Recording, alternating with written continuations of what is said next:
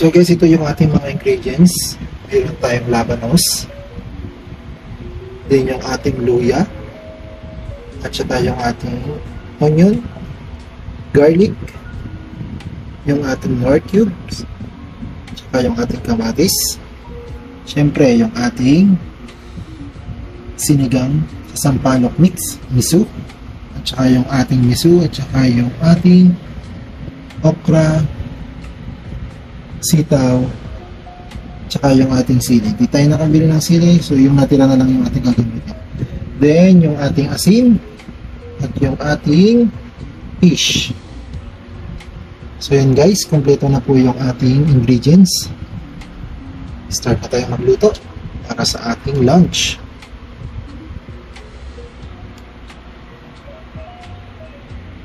So guys, dahil mainit na po yung ating cooking oil dito sa ating kawali, ipa-fried muna po natin itong ating isda.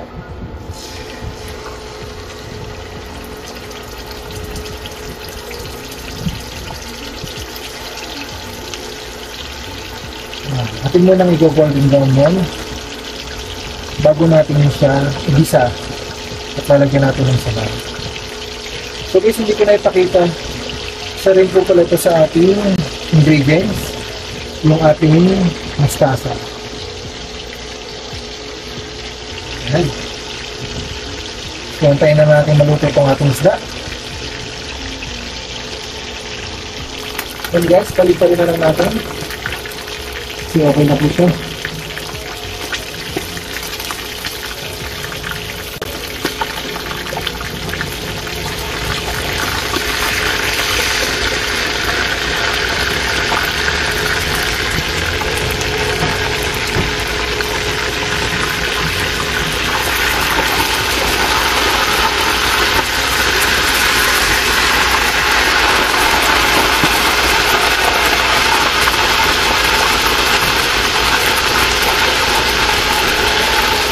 Then guys, pwede na muna natin itong set aside. Iyak muna natin yung ating induction.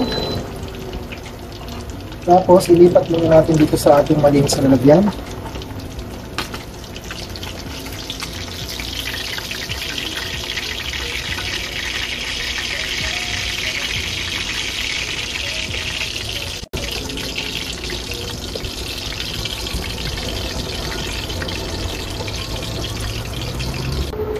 Guys, done na po tayo dito sa ating na-fry na fish. So, mag-start na tayo mag-isa. Ayan, maglagay na tayo ng konting cooking oil.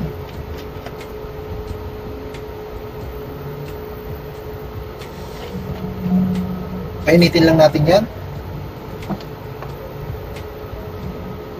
And guys, mainit na. Unahin na po natin itong ating sibuyas.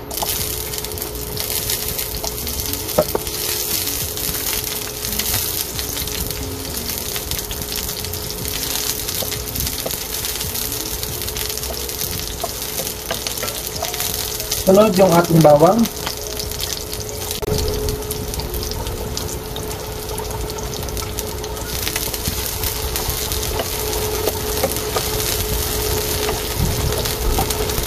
Then, sabay na rin natin yung ating luya, yung patanggal lansa.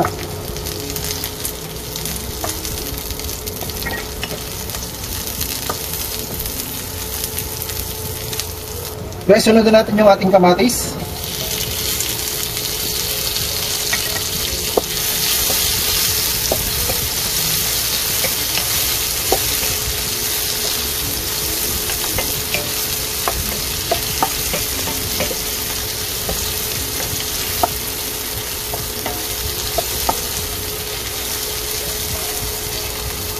Then guys, pag medyo durog na yung ating kamatis, pwede na natin itong sabawan. Lagyan na natin ng water.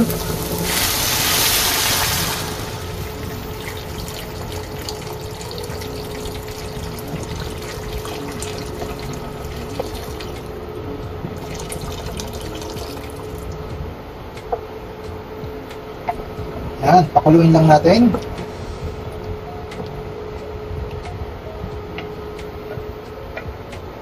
Guys, dilipat natin dito sa ating bagong lutuan.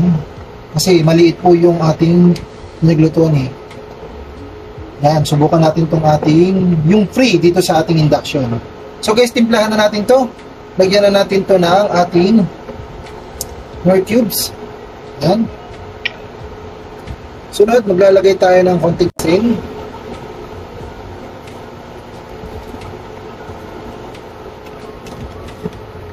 Pwede na rin natin ilagay dyan yung ating ibang gulay. Lagyan na natin tong ating labanos.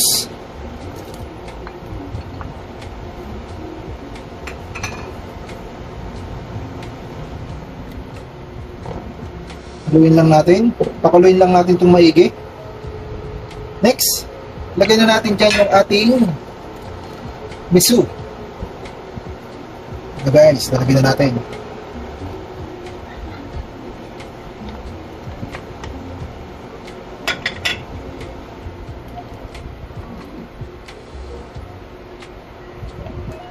Mamaya na natin lalagay yung ating isda. Unahin muna natin yung ating mga gulay. Kasi yung ating isda na fry na natin. Next, lagay na rin natin dyan yung ating sitaw.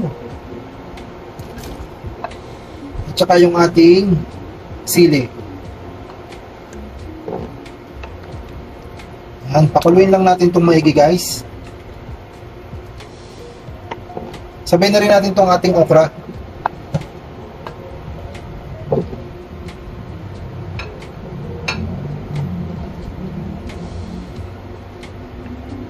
Gandang paglutuan siya guys kasi malaki yung espasyo niya.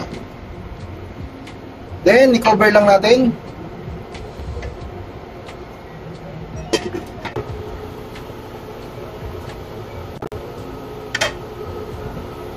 Yan, pwede na natin lagyan ng ating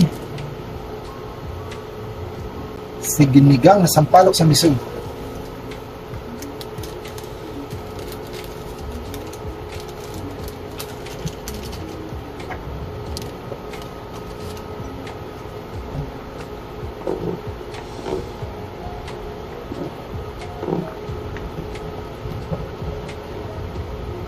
Guys, pwede na natin ilagay yung ating fish.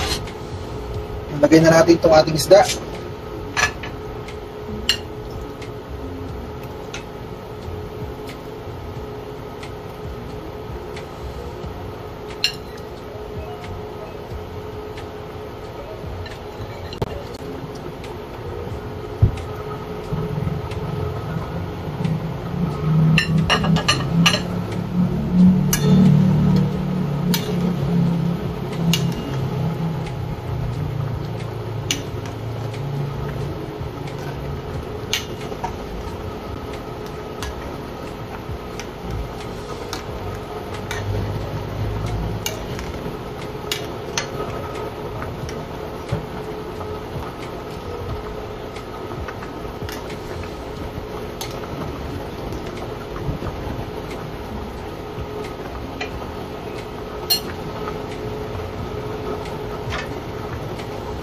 Yun, i-cover lang natin.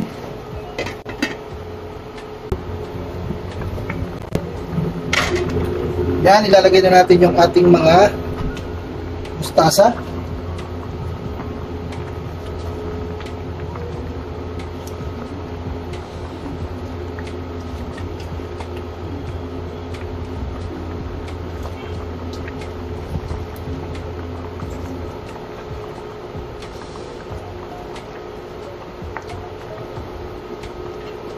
Yun, i-cover lang natin. Balikan natin maya-maya.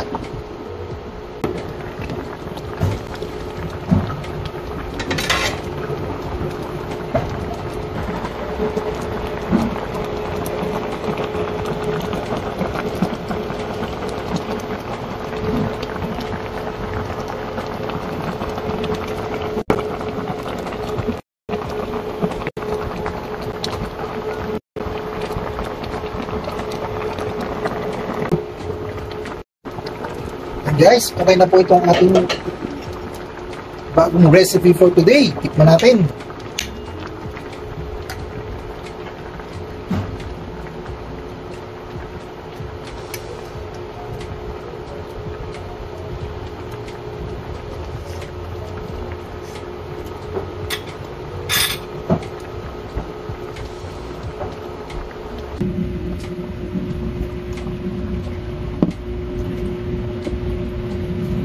Guys, dahil na po tayo sa ating bagong recipe for today, ang ating sinigang samisu na isda. So guys, hanggang dito na lang po yung ating video. Marami pong salamat sa support at sa mga nanonood at manonood pa nitong ating video. Tara! Kain tayo!